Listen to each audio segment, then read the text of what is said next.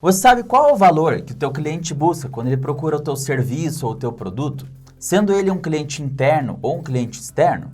Nesse vídeo a gente vai trazer 4 passos bem interessantes para você poder aumentar ainda mais a tua visão sobre o que são as dores e o que o teu cliente vê como valor e como você pode fazer para melhorar isso em relação a ele.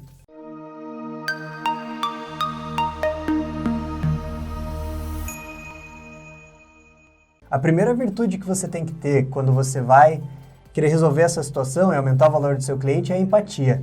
Empatia significa você se colocar no lugar do teu cliente, entendendo quais são as dores que ele sofre e qual que é o problema no final que ele precisa resolver. Quando você faz isso, você vai aumentar, consequentemente, a forma que você tem que suportar ele, né? O que você deve trazer de subsídio para suportar ele, para entregar mais valor até para o cliente dele. E tem uma forma que você pode operacionalizar isso, que é a forma mais comum que as empresas adotam, que são as pesquisas, né? Então você vai abordar todos os teus clientes fazendo essa provocação de quais são as dores que eles precisam resolver para, enfim, entregar mais valor para os próprios clientes deles e para os processos que eles têm. E lembrando, né, como o Thiago falou, que a gente tem os clientes externos e os internos, né? Para os internos, que são os clientes, né, intradepartamentais, digamos assim, né? Então, vamos supor lá que eu sou da área da solda e eu vou entregar as peças para a área de montagem, né?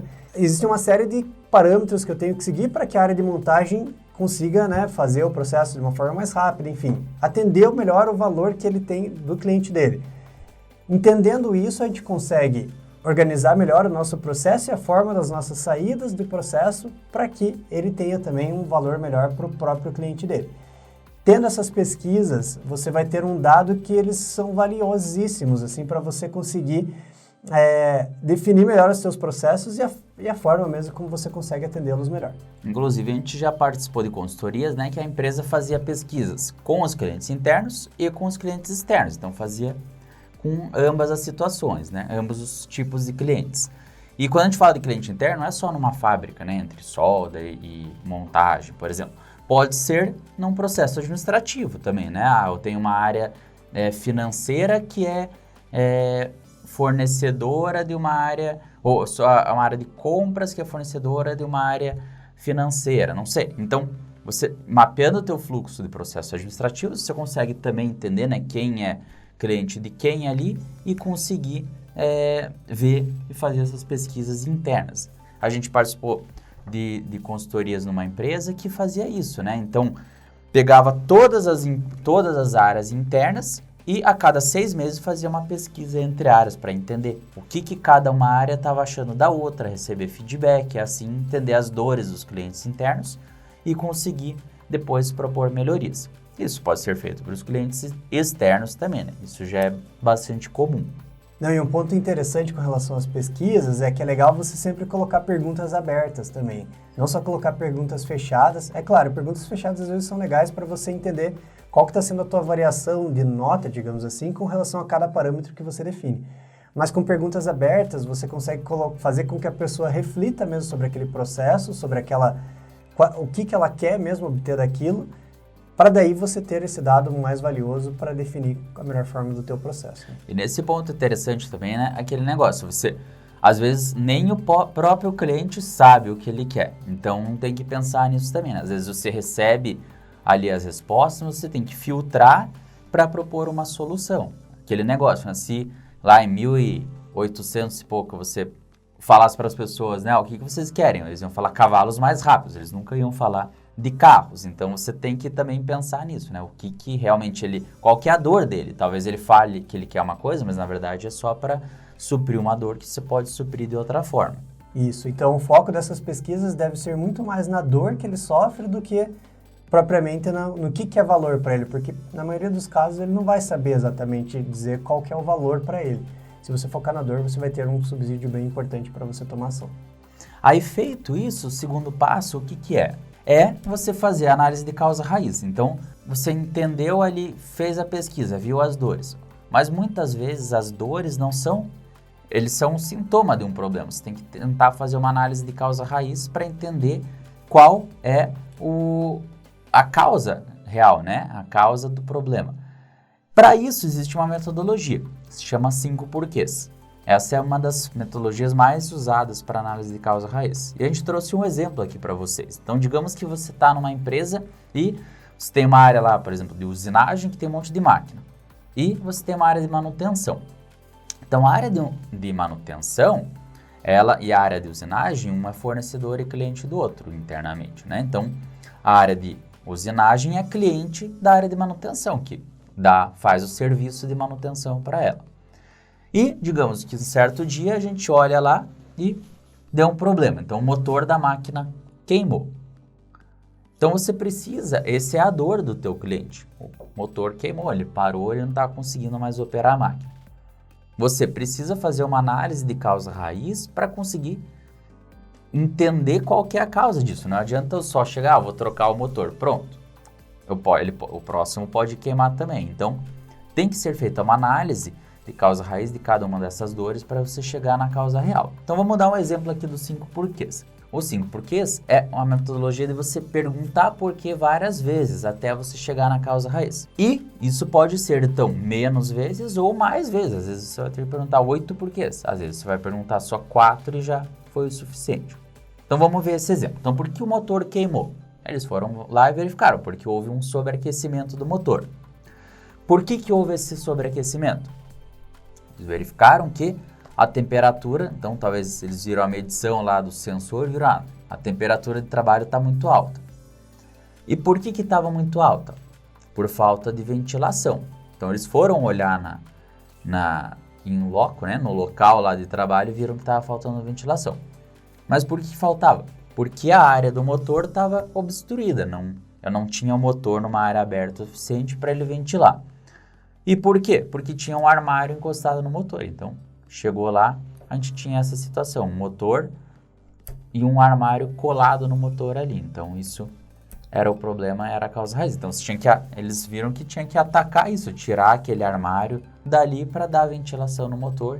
E aí sim, ele não ter mais esse sobreaquecimento. Esse é um exemplo de problema bem prático, né, de utilização de 5 porquês, mas ele pode ser utilizado para qualquer tipo de problema.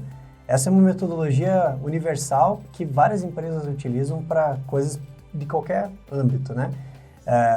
Então, com base nas respostas do teu questionário que você vai submeter aos teus clientes, você consegue fazer essa análise, né, nos itens. Uma coisa que eu sugiro é vocês fazerem, por exemplo, um pareto das iniciativas ali, dos pontos que forem mais citados, e aí selecionar os que são mais representativos, e aí com base nisso, você fazer os 5 porquês nesses pontos que são mais representativos, que aí você consegue ter um foco no que tem mais valor para o teu cliente, que é mais repetitivo para ele, né?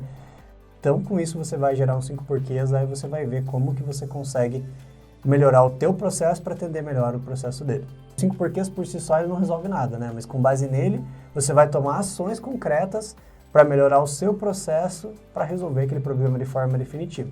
Que aqui, trazendo, né, para esse exemplo, seria basicamente você remover ali aquele armário que está do lado e fazer uma delimitação ali, por exemplo, que é proibido posicionar qualquer coisa ali, porque aquela é uma região que tem que haver ventilação, caso contrário o motor vai acabar queimando, né? E aí a gente entra no terceiro passo. Então, o terceiro passo é você tomar as ações de melhoria. Para tomar as ações de melhoria, é interessante que você crie um plano de ação para conseguir atacar elas e gerar melhorias. E para isso a gente pode usar a metodologia do 5W2H, que é uma metodologia que ajuda muito na criação dos planos de ação. Inclusive, a gente tem um vídeo só sobre essa metodologia e tem também um template para vocês usarem sobre como criar esse plano de ação usando a metodologia. Vocês podem ver no link aqui acima. Bom, e o quarto e último passo é a verificação mesmo se essas ações elas foram concretas, né? Se elas de fato trouxeram o resultado que era esperado quando você definiu elas, né? E aí você pode ver, fazendo, enfim, perguntas para o teu cliente ou verificando se mesmo o efeito que era esperado ele foi de fato percebido pelo teu cliente, porque uma coisa é você implementar uma ação e ela pode até trazer um ganho aparente, mas se o teu cliente não perceber aquele ganho, ela vai ter pouco valor prático. Então, é muito importante que você faça esse follow-up para ver o quão assertivo foi aquela ação e quanto o teu cliente percebeu que aquela ação ocorreu e impactou para trazer mais valor para ele, que é o que você quer no final das contas, né? E com isso a gente aí encerra o ciclo PDCA, né? Esse ciclo, digamos, desse primeiro round aí de melhorias que você vai fazer. Se a melhoria ela de fato impactou a forma, né, como o teu cliente vê o ponto, enfim, você está agregando valor mesmo para o teu cliente.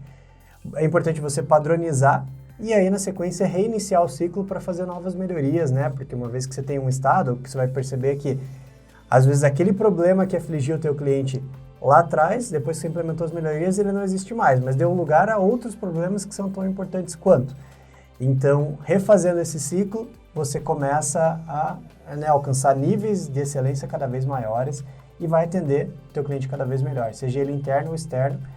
E, enfim, você vai ter, no final das contas, tudo o que você deseja, que é um cliente feliz, né?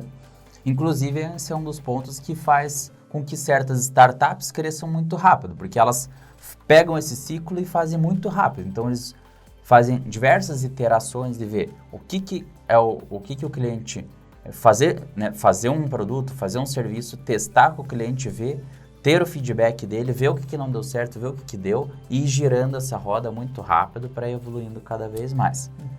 No fundo, isso é um ciclo de aprendizado, né? Você vai aprendendo mais sobre o teu cliente, sobre o teu mercado e vai evoluindo os teus processos para atender melhor eles. E com isso a gente fecha os 4 passos. A gente espera que vocês tenham gostado do vídeo e que apliquem isso na prática para ajudar vocês no dia a dia e na relação com clientes externos e internos.